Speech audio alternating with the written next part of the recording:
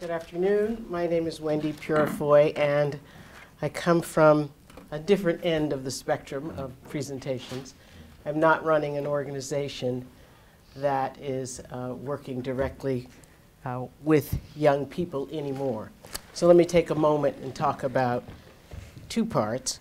One is I'm now currently a senior fellow at the Ford Foundation, which is like being given an independent study, which is really great. And the other is that I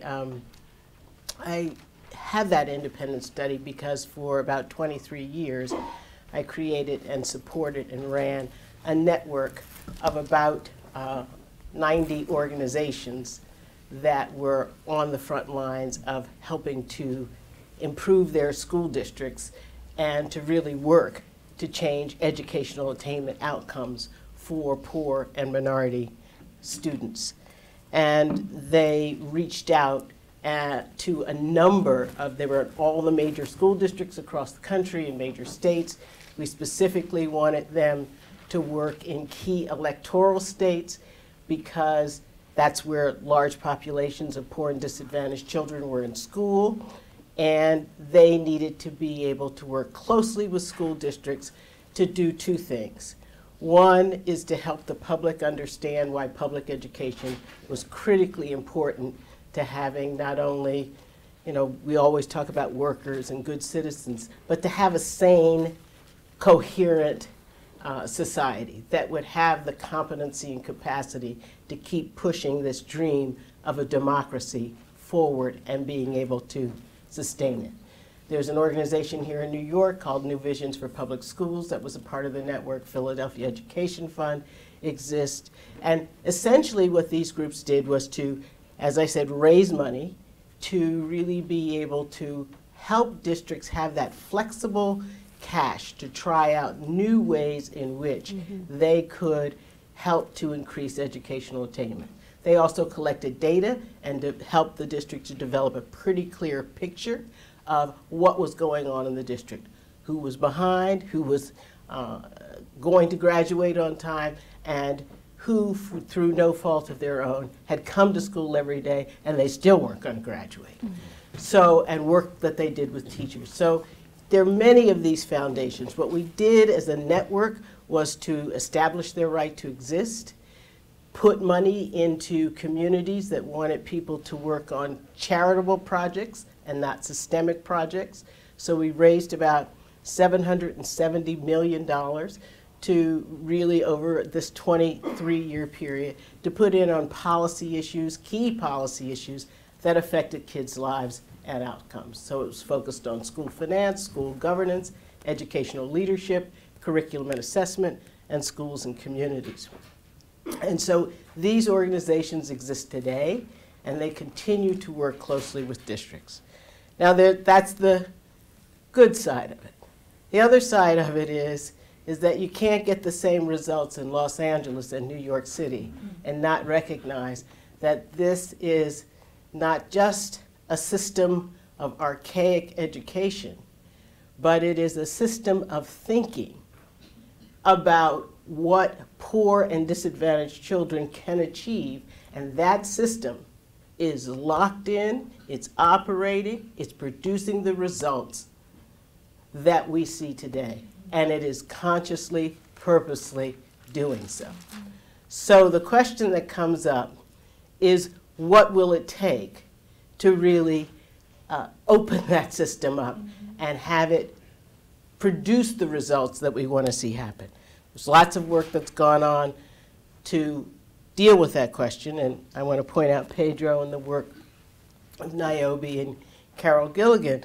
But this whole question of what kinds of concentric circles of support are we going to put around children and their families so that when they emerge from the school system, when they graduate from the school system, they have not only the intellectual tools, but they have the civic tools, and they emerge intact as human beings to be able to take their place either in higher education or in a job or be the head of a family.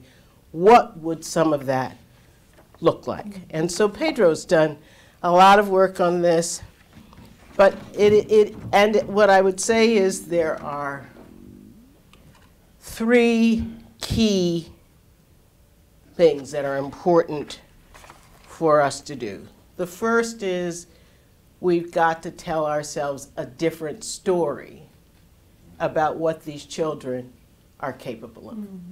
Because the story that everybody knows, as we heard in the single story, whether it's visible to you or invisible to you, is these children cannot learn, the boys are disruptive, the girls are not really going to become much in their lives.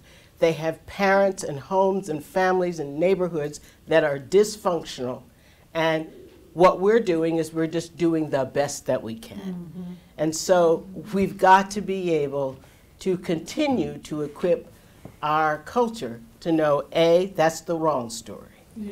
B, the content of this new story, a new narrative, has got to come not only from people who are sitting in Washington or people who are sitting at the policy tables in states, but the people who are really experiencing the conditions, and to be able to speak in terms of what is it that they want to see as outcomes, what is it that they expect, and who is it that they can hold accountable beyond their families and themselves to achieve a set of outcomes. Every kid is going to have some level of post-secondary attainment. Because when you look at the economy, when you look at what's going on in the world, there simply will be no way. And our system that we have now is not going to be able to produce that. So we have to look at, A, the story.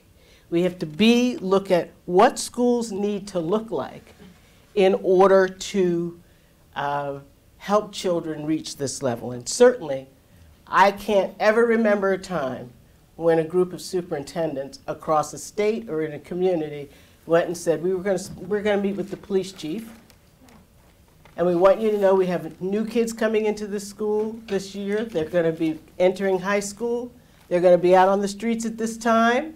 This is what their dress is going to look like. Here's what we're doing in school, and we don't want these kids locked up. And if they are locked up, we want them treated in these ways. I've never known of a school district to have that kind of conversation with the criminal justice system, which is critical.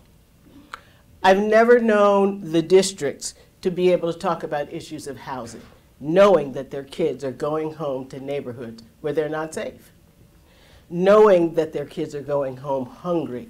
They're not sitting down having those kinds of conversations. So it's important, for one thing, that we begin to look at all of the circles that affect a kid's life. Everything from a family's income and the ways in which the economy is changing to health.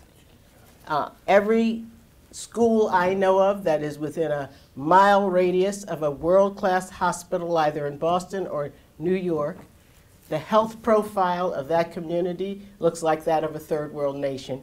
And that hospital has no responsibility, or doesn't appear to, for making sure that those kids have access to high quality health care. So health institutions have to be re-engaged.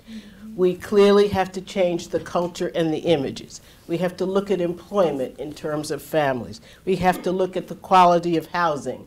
And we have to be able to look at make gains in areas that we didn't think we were going to have to work on in before. So we need to look at economic opportunities. We need to be able to say, okay, what kinds of jobs are coming into this community, and begin to engage communities in those conversations. So what I'm working on now, the senior fellowship at Ford, is really how does one begin to construct this new narrative? What are the areas of impact that can really help schools to have the kind, and children to have the kind of supports that they need? What can happen between housing authorities and to get them to begin to look at, and a study's just come out from HUD, on what's the impact of high quality housing, poor housing on student attainment, helping all aspects of the society to really take a look at what's the relationship between what they do and what it means for children. It's wonderful to have this opportunity to do it. I do it at an institution like the Ford Foundation, which is extraordinary. There isn't any level of social justice that has gone on in this society that the Ford Foundation hasn't either funded the research for it or funded the organization directly to do that work. It's an extraordinary institution. And yet we know that philanthropy can become an anesthesia for the rich. Mm-hmm. It can make people feel like something's being done, and it's not being done. And so one of the things that we have got to do is figure out how we are going to help reshape philanthropy's view of what the challenges are.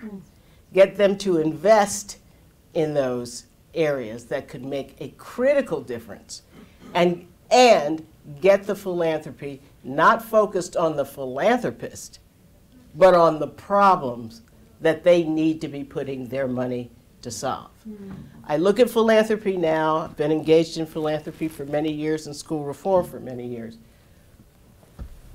I think there are fewer grants being made now. Grants being, we see organizations doing extraordinary work, Patch, all of the work that we've heard about today. We want to invest in your organization, as opposed to, we have an idea about how this ought to happen, and we're going to go out and contract. There's a difference between a grant and a contract, and that can disrupt our journey to really change, help to build the elements of what we need to make that change in our culture and for our children. I think the most important work that I watched local education funds do was to work on data, because they were able to use the data that they were collecting about student performance, what was needed to help increase student performance, what kinds of supports. They were able to see every day real data that had to keep them fixed on the realities of what was happening for kids and what wasn't happening for kids.